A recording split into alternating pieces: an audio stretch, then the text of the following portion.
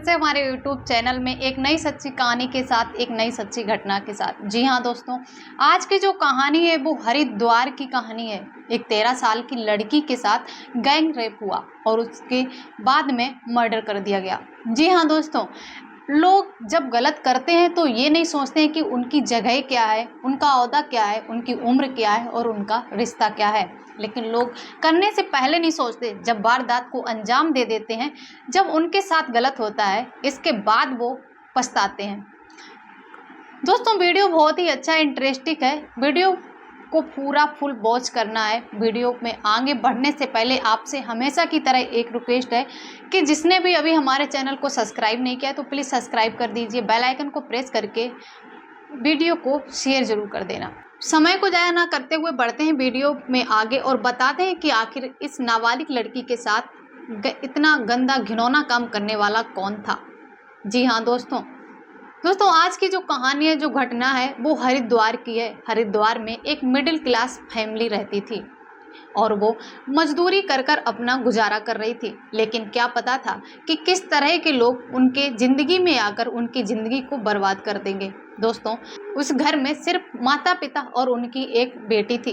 अब माता पिता मजदूरी कर कर अपना पेट पाल रहे थे और बेटी को भी पढ़ा लिखा रहे थे। बेटी स्कूल जा रही थी, नाबालिग लड़की थी, सिर्फ 13 साल की बच्ची थी। स्कूल जाते वक्त उस पे नज़र एक बीजेपी के ओबीसी मोर्चा के सदस्य आदित्यराज सैनी की नज़र उस लड़की पे पड़ती है और उस लड़की पे नज़र पड़ते ही उनकी नीयत बदल जाती है।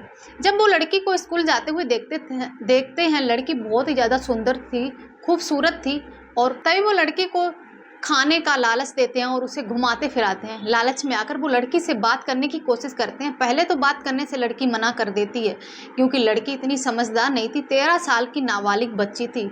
लेकिन उस व्यक्ति ने ये भी नहीं सोचा कि उस लड़की की उम्र क्या है और अगर वो उसके साथ कुछ गलत करेगा तो इसका अंजाम क्या होगा। दोस्तों, उसने किसी भी तरह झांसे में आकर उस लड़की को फंसा लेता है। अब लड़की को फंसा लिया था, लेकिन वो जो था उसके पास जो पावर था उसका वो गलत यूज कर रहा था। अब जब धीरे धीरे वो अपने वारदात को अंजाम देने लगा और वो लड़की से रोज़ रास्ते में मिलता था और उससे मीठी मीठी बातें करते हुए उसके स्कूल तक जाता। दोस्तों, वो बहुत ही बड़ा व्यक्ति था, बीजेपी के ओबीसी मोर्चा का सदस्य था। अब लड़की को इतना तो पता ही था कि इसका ओहदा क्या है और इसकी पावर क्या है। अब लड़की उसके सामने कुछ भी नहीं बोलती, लेकिन जैसे ही वो व्यक्ति था, वो जब लड़की के स्कूल की छुट्टी होती तो उसके साथ ही आता था और उसके साथ ही जाता था। अब लड़की बहुत ज़्यादा परेशान हो चुकी। धीरे धीरे उसने लड़की को बहलाना फुसलाना स्टार्ट किया और लड़की उसके झांसे में आ गई।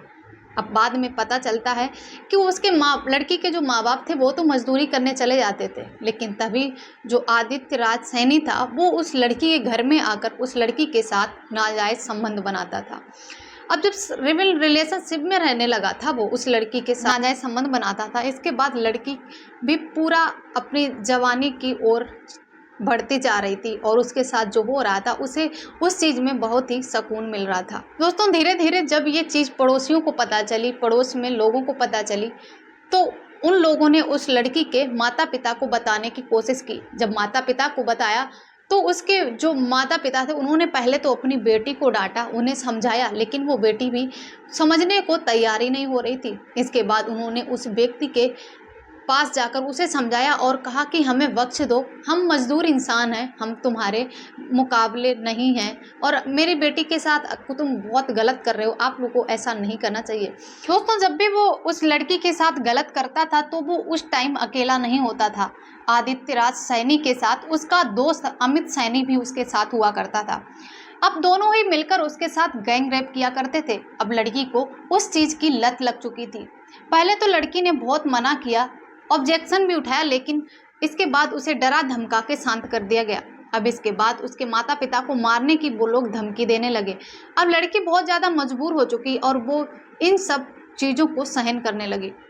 दोस्तों, ऐसे ही जब धीरे धीरे उसके माता पिता को पता चलता है और लड़की को जब वो 3 दिन से गायब हो जाती है, इसके बाद जब उसकी जो लड़की की माँ होती है वो अपनी लड़की के नंबर पर, यानी कि अपनी ही बेटी के नंबर पर फ़ोन करती है, तो पता चलता है कि जो उन्होंने फ़ोन किया था वो आदित्यराज सैनी रिसीव करता है।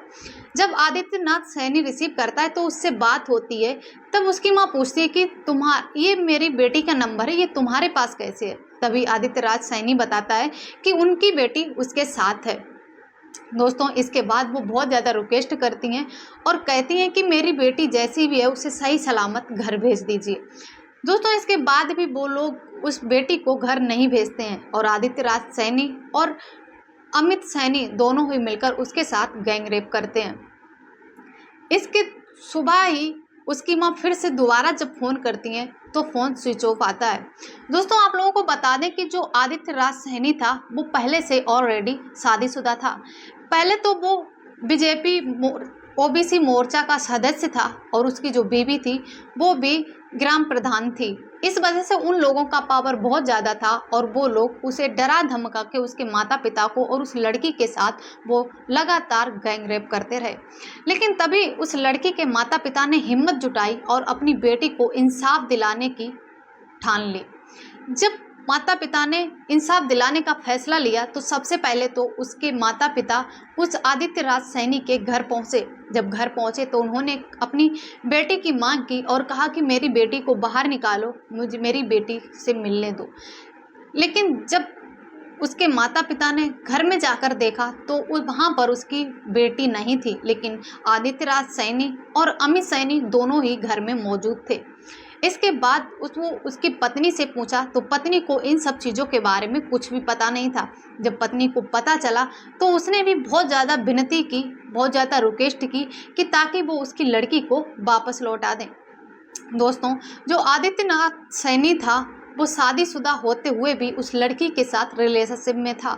जब इस बात का पता चला उसकी पत्नी को तो उसने भी बहुत ज़्यादा भला बुरा कहा, लेकिन अब जो होना था वो तो हो ही चुका था। दोस्तों इसके बाद जब उसके माता पिता ने एफआईआर दर्ज कराने की धमकी दी तो आदित्यराज सैनी ने उल्टा ही उसे धमकी देकर और जान से मार डालने की धमकी दी और उसे घर वापस कर दिया।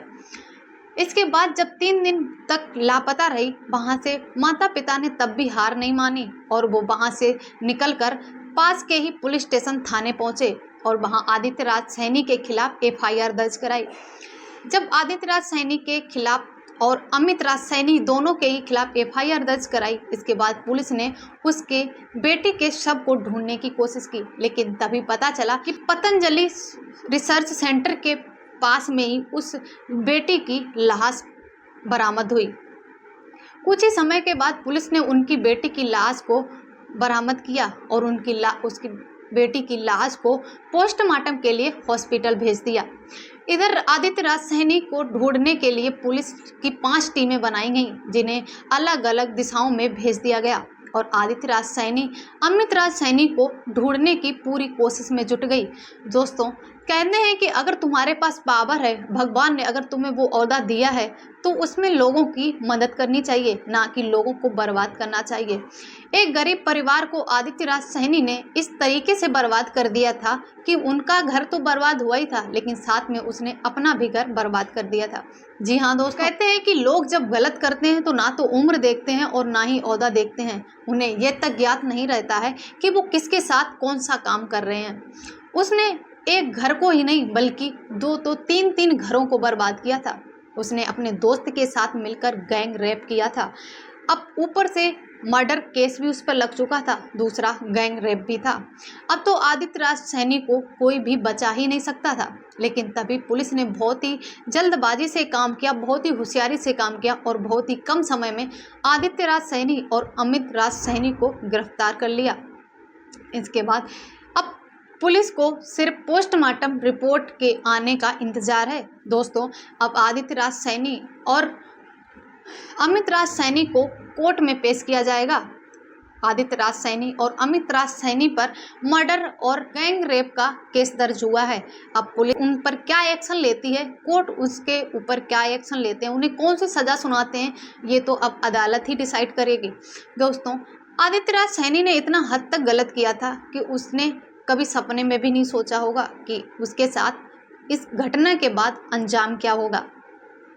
आदित्यराज सैनी और अमित राज सैनी को उसके किए की सज़ा जरूर मिलेगी। कहते हैं कि इतने बड़े पावन स्थल पर दूर दूर से लोग आते हैं अपने पाप धोने के लिए, लेकिन वहाँ पे कुछ लोग ऐसे भी हैं जो उस पावन जगह को भी बदनाम करने में कोई भी कसर नहीं छोड़ते। दोस्तों, दुनिया में कई तरीके के लोग हैं जिनको कुछ भी कहा नहीं जा सकता। आपकी क्या राय है इस कहानी, इस घटना के लिए?